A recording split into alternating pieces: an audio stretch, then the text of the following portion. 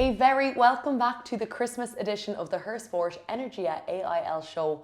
Well, what a show we have in store for you today. I am joined here in studio by Ruth Campbell. We will be reviewing round 7 and round 8 of the Energia AIL.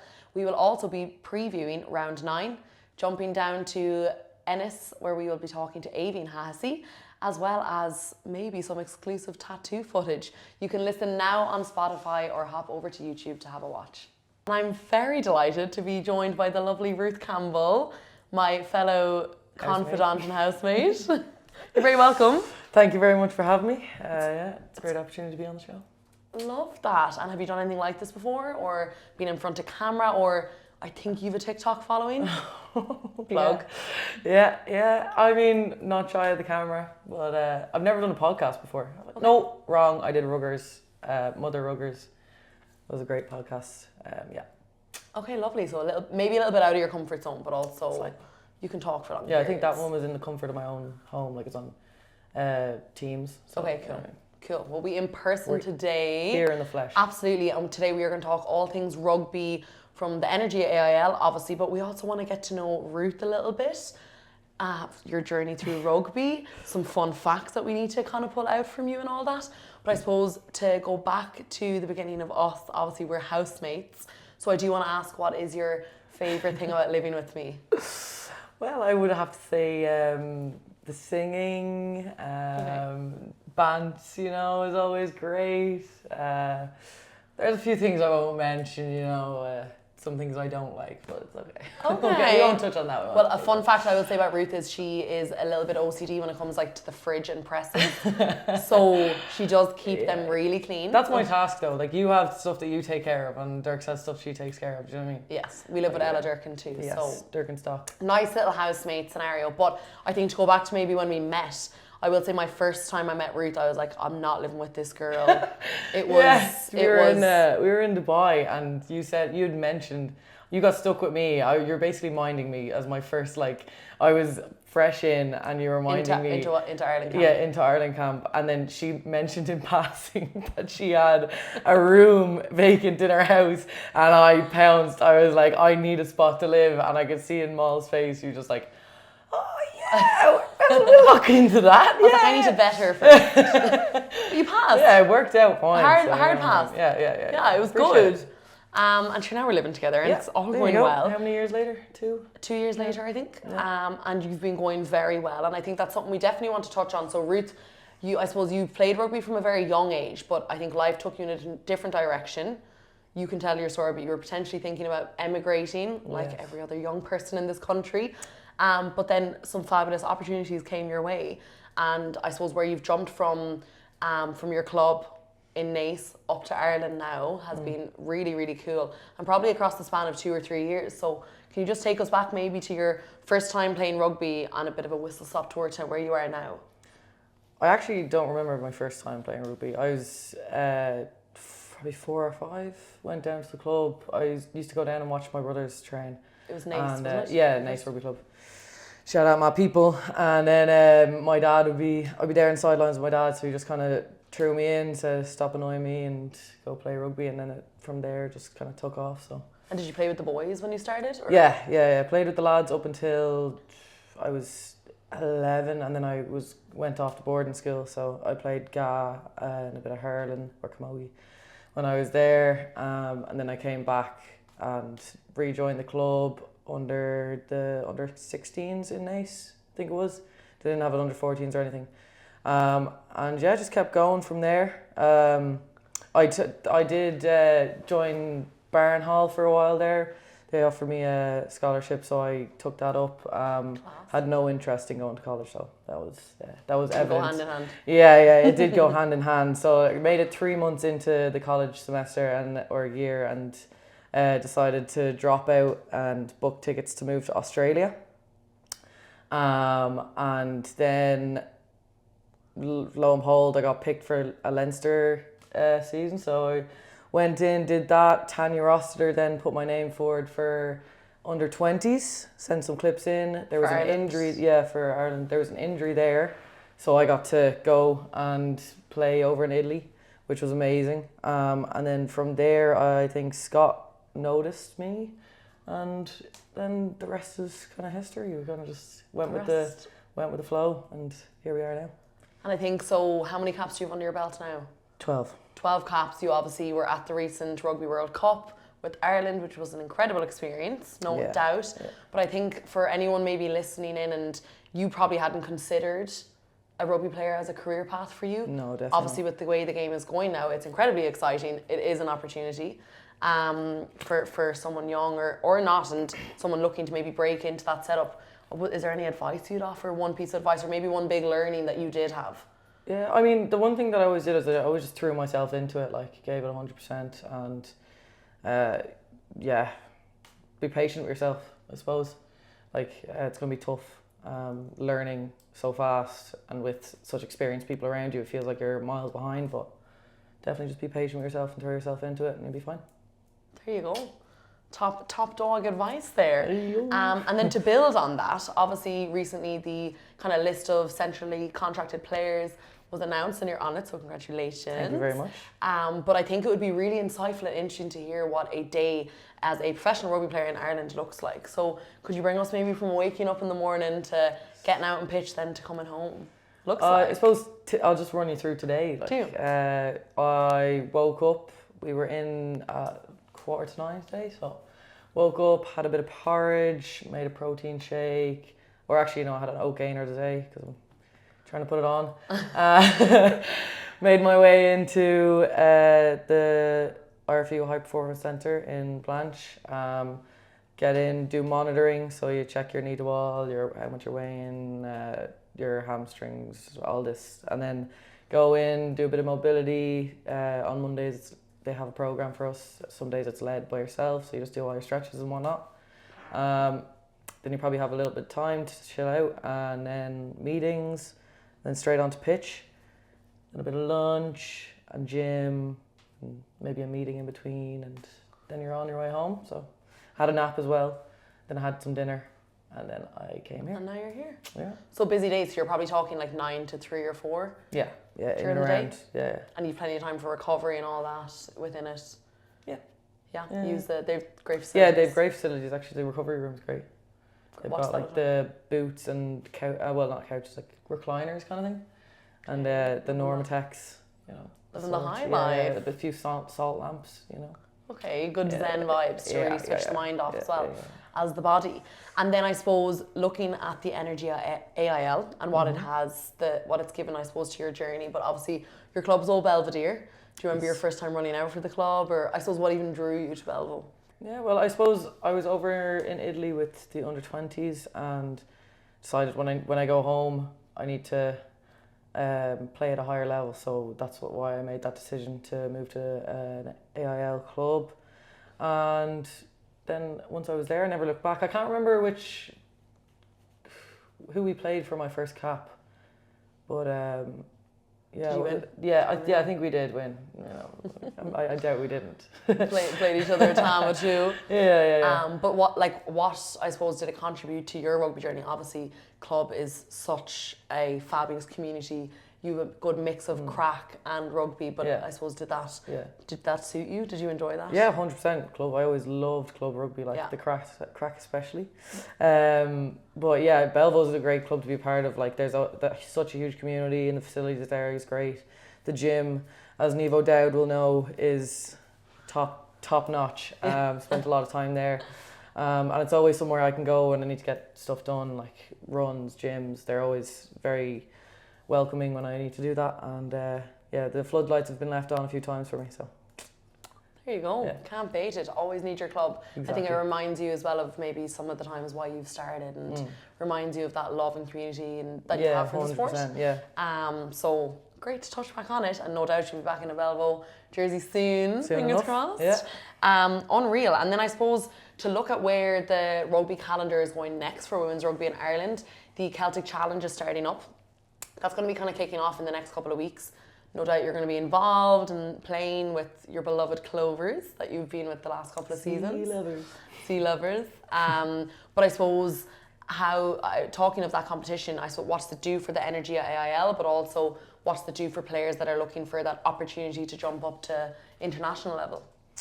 I suppose it is tough for clubs. I mean, I know they take a hit with player pools, but it's another opportunity for players to come up and be on that starting squad for their club. So Ruth, it's that time of year. We're getting into Christmas. What are you getting off Santa this year? Well, I don't really ask for anything off Santa, but Santa, He delivers. has a helper called Renoch, who raised me, and she usually gets me Actually, she normally gets me tools, which you probably know. I have a toolbox in the kitchen. It's never been opened. Not true. Not true. I often go to that toolbox. We use a pliers to turn on the air fryer. Yeah, I'm the fixer in the house. Okay. It's great. We live that in a new toolbox build. is there for. I mean, I didn't need a nail gun. Now that's. But did you get that last year? Yeah, Santa got me a nail gun last year. I'm yet to use that, but yeah, maybe some perfumes sometimes as well. Okay. And then just like kind of like fidgety toys, which you know, I love. Yes. So keeps the mind ticking over. Yeah. I know that we're on gifts. You gifted yourself. I did for Valentine's Day. Alrighty. You wanted to talk about mothers. For Valentine's Day, she gifted herself a tattoo gun. I did. Yeah. And you've been a bit active with it. Yeah. To the public or with yourself? I've given a few people tattoos. You know, test subjects, and myself. And everyone's okay? Everyone's fine. No one was harmed? No one was harmed. Can we get a little mini tour of the one you did to yourself? I've a little Celtic knot on my wrist there. How long did it take you? I have another one on my thigh, but I might need to take my trousers down. Okay, so we'll call that one out. We'll leave that out. Yeah, we'll pop over to TikTok. We'll do that for the bloopers. We'll save that for bloopers. Where did the inspiration come from? I know you have a lot of ink on your arms, which people will see when Ruth is playing, whether it's for Leinster, Ireland, Belbo, you see it on you. But where is the love of it come from? Don't know. I think it's a big thing in women's sport now as well. You're seeing lots and lots more players with tattoos. Yeah, I think it's just self-expression. Giving everyone tattoos? Yeah, well, giving people tattoos, I think that's just fun. And I honestly, I love hobbies, so just doing random stuff when I'm bored is fun. But yeah, I think that my tattoos are just kind of self-expression, kind of, I don't know. I like how that. else to explain it. Has the tattoo gun made it into camp yet? No. Is it going to? Maybe. I'll ask Scott, maybe. Do you want to give me a tattoo? No. Yeah. Do you want to record her giving me a tattoo? Do you want to get a tattoo? You can tattoo my toe, I don't care. Yes, let's go.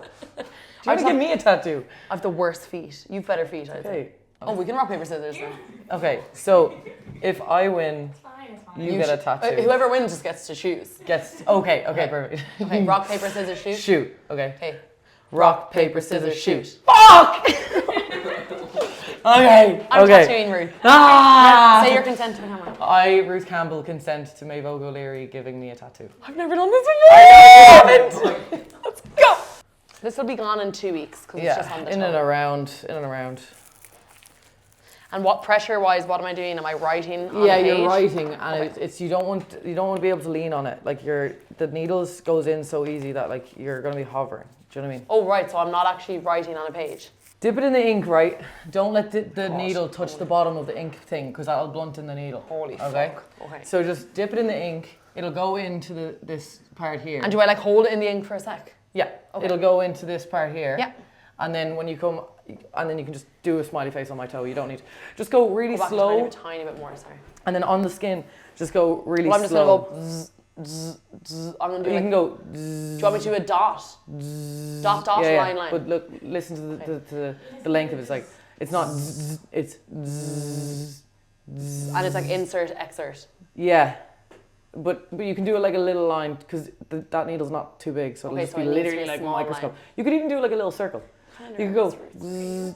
Am I going to hurt you? Am I going to hurt you? No. Okay. Hi guys, Ruth just lost rock, paper, scissors. And now I'm going to tattoo her.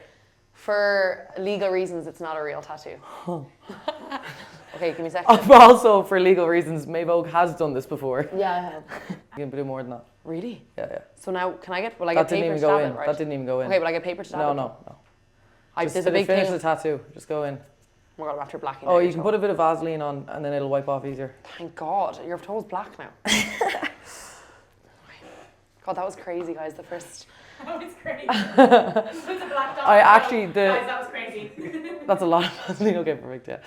Yeah. You can go deeper because I've got calluses. How do we get rid of that It's ink? fine. Just go. Just go. Just do. Okay. Oh my God, now I have Vaseline on there. Ready? Yeah, ready. Yeah. Yeah, too deep. Kind of deep. Too deep, yeah. Oh my God, that's going to be there That's forever. okay. A little bit less deep. Perfect. Yeah. I know this. Just do it. Cool. Okay, I'm done, guys. It looks terrible. That's okay. How do I turn this off? Oh, that was so intense. Wonderful. So now we are going to dive into round 7 of the Energia AIL. It was a little bit of a different week for some clubs across the league because the Dubai Sevens was on. So we would have seen a number of players, a number of your pals over in Dubai. Obviously, it's a great competition. It's a nice little gateway into, I suppose, women's rugby at a higher level, at a more elite level. But just on the back of that, one of the fixtures that I do want to kind of spotlight is Ballincollig and Tullow. So Ballincollig took the win, 31-10. That was Ballincollig's first win in 4 rounds. Obviously, you would have probably played Ballincollig last season. We played them earlier this season and there's massive threats on their side. So definitely a massive win for them and just great to, I suppose, keep driving it on and get another win under your belt. We had UL take on Wicklow, which was an interesting result, 43-10. Yeah. So obviously UL have been incredibly dominant. Your good pal Beth is playing with UL. How important, I suppose, is that for to have internationals playing in the Energia AIL? Yeah, I mean, it definitely sets a standard for people to look up to them. And what's not to look up to about a hat trick? So nice. Yeah. You can't go wrong. Can't go wrong. I suppose, and when it's 43 points, like it's so nice there you go. To kind of pull that in. So really good result there for UL as well. And never easy kind of taking on Wicklow. And then Ruth, your own club Belvo had a narrow win over Galwegians. Yes. Galwegians obviously have been a really big team on the table this year. Before round 7 they were sitting in second, so a very big result there for Belvo. That would have been a big one for Fee Hayes' side. But I suppose, like, you obviously know that team, you know the girls there. How important would that win have been for Belvo? Oh, vital, definitely. Like any win is. And honestly, the comeback was insane. 19-0 at half time to come up to 21-19. Magic. Yeah, unreal. And Julie O'Connor touching down in that, I think it was in the 66th minute, so it probably felt like it was a stressful one for a long time. Yeah. I just think it probably shows you can't be underestimating anyone this year, and it makes it nice that the competition feels a little bit more open. Blackrock then took on Ennis in a 44-12 win to the Dublin side, and then Railway had a comprehensive win as well over Cook, where I think they had 10 plus tries on the board. So definitely kind of getting to that stage of the season where we've spoken previously, top 4 are playing at the start of the season, but when you break into this middle part of the season, you kind of see some of those more comprehensive wins. But I suppose that is why it's exciting that the Celtic Challenge is coming along, and hopefully that it kind of can maybe open up the competition a little bit more as well.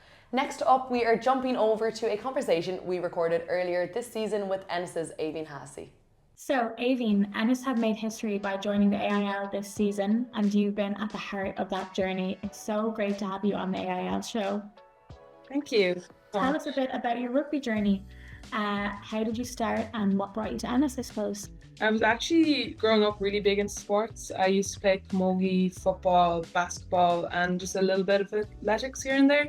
But it was actually my older brother that was playing for Ennis at the time, because there was no women's team. And I used to go to all of his games, and it just really sparked my interest to play for rugby. But because there was no team, I didn't really have the opportunity to play. So I kind of pushed it aside until I was about 15. I think Ennis came out with their first underage teams. They came up with the under 14s, 16s and under 18s. And I just followed along with them for the year because I was just so busy with my other sports. I was like, I'll just see what other people are talking about, read the newspaper articles about them. And then later that summer, it was one of the give it a try sessions that I saw. And Mum just said, come on, jump in the car, we'll just go up and we'll just see if you like it. And then just straight away then, I was just hooked. I actually thought it was that at the beginning of the summer, like it was going to go into like September with give it a try sessions. Yeah. He went to the last one, and I showed up the week later, and there was no train there. It was a bit embarrassing, and then I had to call one of our friends, like my friend's dad, who was training us, and he's like, "We're in the club right now. Come down." So I had a bit of an embarrassing moment there, but then I've been playing. And then it's just been great. I got the chance to play with the Munster under-18s girls, and I got invited to train with the Munster Women senior team. It's been such an incredible experience. I also got to play with UL Bohs last year and get to experience AIL for the first time. And I got the great opportunity to win the AIL League with them last year, and I have my belt. What does it mean to you to represent your hometown club now competing in the AIL? Especially because last year you were obviously not with your hometown club, and now this year it's like switching back to it. Well, it's been an absolute massive honour to be able to represent my hometown again in the AIL. Just something really special about being able to put on the jersey I grew up watching and playing for. Yeah. And last year I loved my time playing for UL Bohs, and I got great experience from playing with them. But this year is just so much different. And do you still tap into any other sport, or did you just drop them a few years ago? I actually just started back with camogie this year. Oh wow! I stopped playing camogie, I think, when I was 18, so 3 years ago. And I just came back this year, and we made it to, I think it was a semi-final, which I had to miss because we had our first AIL game in the day, and we unfortunately lost the semi-final, but it was still fun to be able to see all the camogie girls again, and everyone's still like really supportive of me. They'd be asking me about rugby all the time. So you've gone back to camogie, you're working full-time, and you're playing rugby. How do you balance work, life, and AIL commitments, and somehow have a social life too? It's just been a bit of a juggle to balance everything, especially with working evenings and days, like shift work. I have to pick up like just the slack that I'm dropping, like doing my own training sessions outside, by myself, or just linking in with the girls and the coaches about what I missed. So I suppose obviously you played with UL Bohs last year, and now you're with Ennis again. You know Ennis, probably know the people, but what's the team culture like on the new side? Like, how are you building an identity as an AIL club now? The team's culture has been really good, especially from a new side.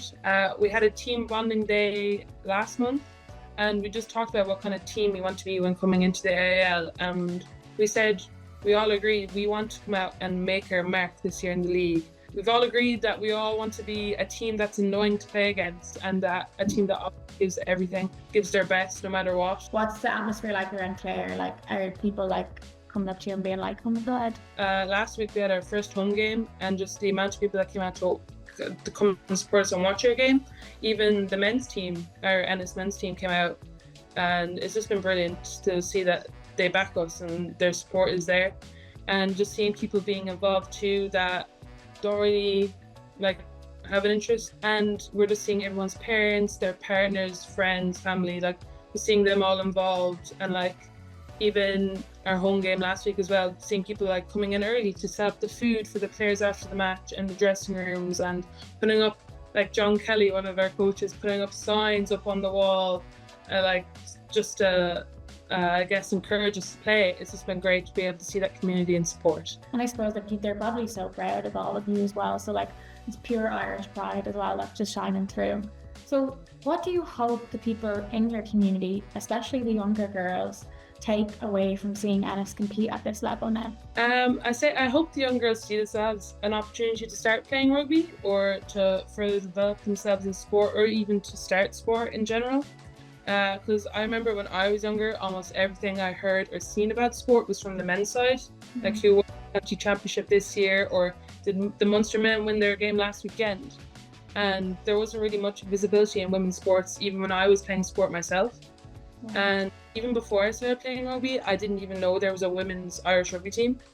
And I remember the summer before I started the Give It a Try session, my dad actually threw a newspaper down in front of me and just said, "Read that." And it was an article about Emer Considine and her beginning of her career in sevens, and how she was moving into 15s rugby. And it was just seeing a girl out there playing rugby, and just even a local girl from Kilmahill. She used to play football, and she still is playing football, but just seeing someone local really inspired me to play. And it just kind of woke me up and be like, oh, this is something I want to do.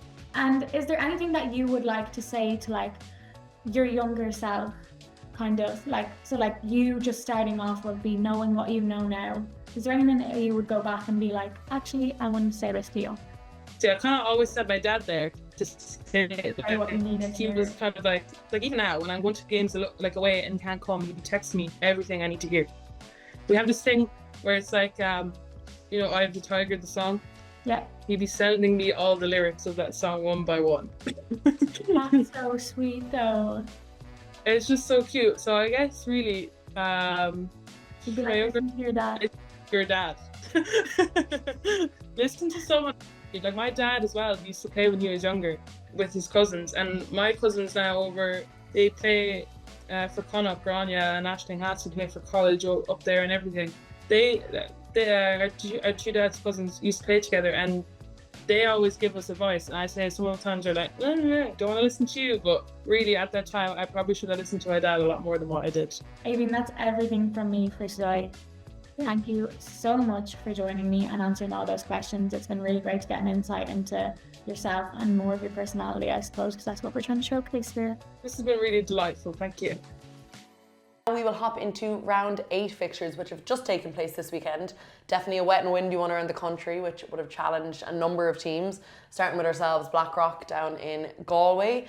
It's never not raining in Galway, I think. But can you testify to that? Oh, honest to God, I went down there to do a run. I was over in Galway, ended up doing a run on the pitch in Galwegians. Jesus, lads. Raining. Wind, rain, everything they'll throw at you. Like. Do you know what though? I Crazy. think it's unreal because I think it plays to their strengths. Like when you can play in those conditions, taking it anywhere else, exactly. And I think that my brother used to play in with Connacht, but we used to love going up there, and it kind of just makes the whole thing a bit of crack. Like it gives you a bit more joy when these big scores are coming out and stuff like that. But a win for us over Galwegians in a 29-5 win in the end. Not an easy game at all. I think that Galwegians have been the ones to watch this season without a doubt. So we were definitely, going down very prepared for everything that was kind of thrown at us, but great to come out on top in the end there. Another good one to touch on is Belvo's win over Cook. Obviously your own side. It was a good bounce back from Cook. It was 31-7 win to Belvo, but I think from Cook's result the weekend before, it was definitely a little bit more of a promising one.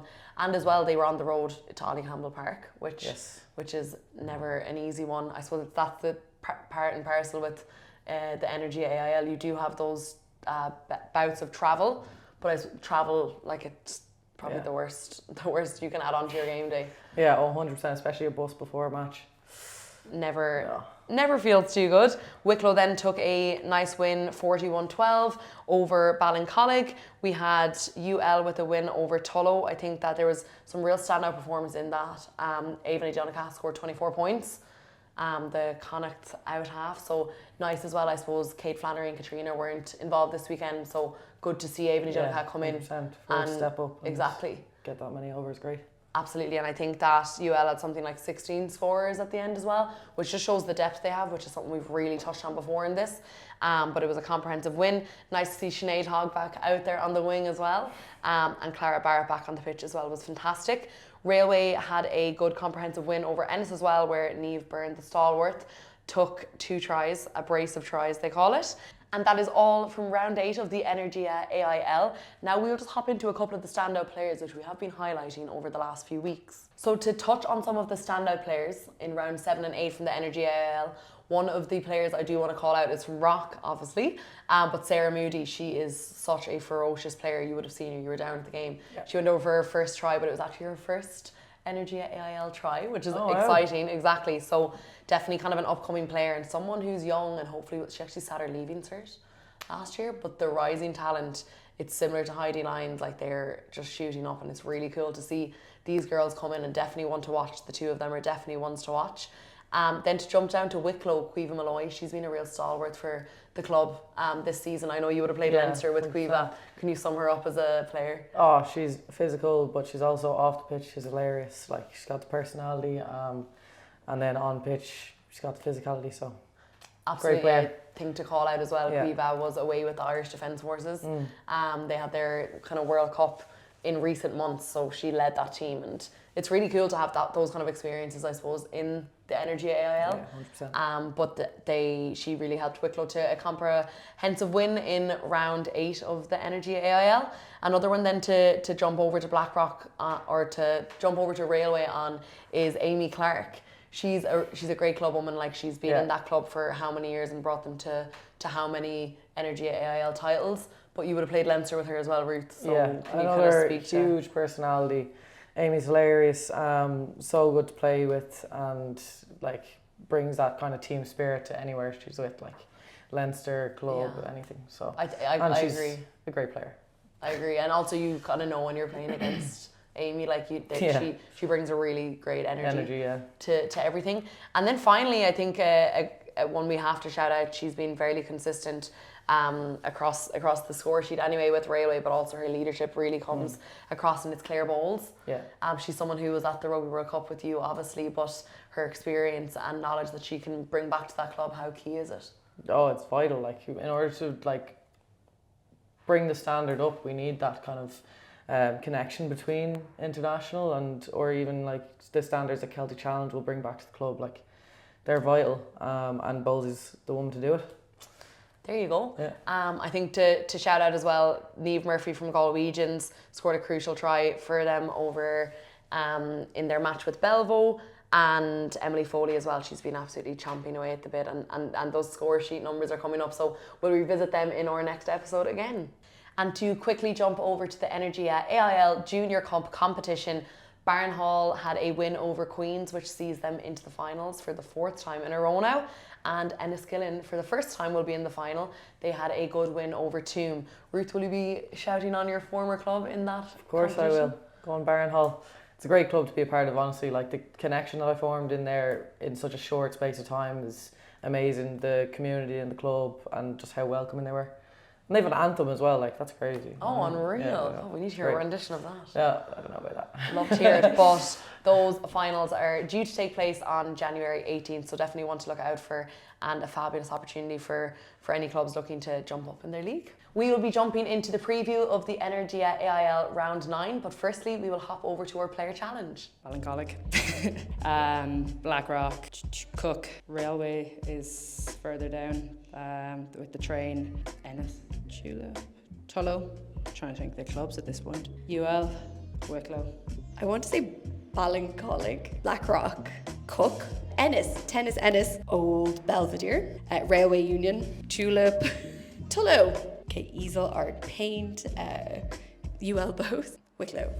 Oh, I get it, Wicklow. Oh, is it Ballincollig? Blackrock, anyways. Cook, oh, Ennis, oh, Old Belvedere, Railway Union, Tulip, okay. Tullow. Oh, Ballincollig. All right. Blackrock. No idea. Oh, Cook. Ennis. Old Belvedere. Railway. Tullow. UL Bows. Wicklow. And ahead of the final week of the Energia AIL before Christmas, December 13th, we have some really exciting battles. Ballincollig will be taking on UL in a Munster derby. Ennis will be taking on Belvo. Rock will be taking on Cook up in Shaw's Bridge. We'll have Railway versus Galwegians, which will be an exciting battle. And we will have Tullow taking on Wicklow, which will definitely be a big fight for who will come out on top there. Maeve Keegan from Railway will also be taking over the Her Sport channels this week, so definitely keep your eyes peeled.